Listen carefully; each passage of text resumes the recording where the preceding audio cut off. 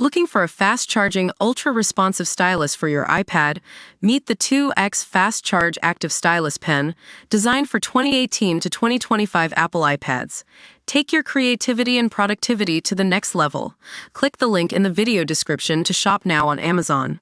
BBC Radio 2 made a huge mistake axing Ken Bruce listeners have gone elsewhere. Imagine walking into your favorite pub, and the bartender tells you they're getting rid of the one person who's been serving you pints for years, just to make way for some young upstart with a fancy Instagram following.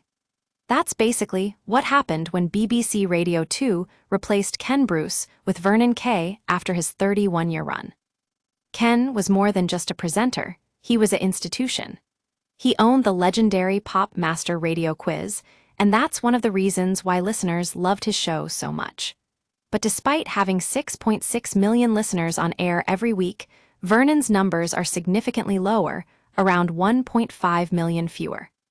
It's not just Ken's departure that's caused a problem, though. BBC Radio 2's audience numbers have slumped to a two-decade low, and there are reports that rival station Boom is stealing their listeners with its golden oldies format.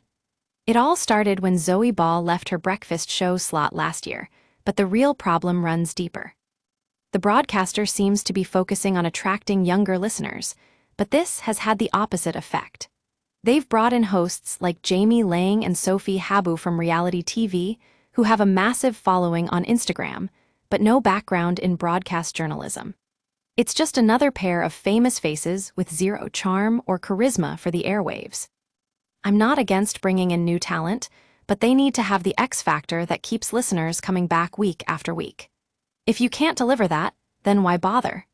BBC Radio 2 desperately needs a new presenter, someone like Steve Wright or Tony Blackburn who were present during the glory days of the station. If they don't make changes soon, I'm worried that the future will look bleak for this iconic radio station. It's time for them to put their money where their mouth is and find a host who can genuinely connect with their audience. Otherwise, it'll just be another case of a station trying to cling on to its past glories without putting in the effort to create something new and exciting.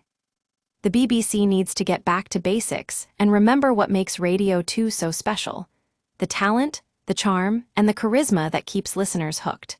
Until then, it's just more of the same old tired format, trying to cling on to a bygone era rather than embracing the future.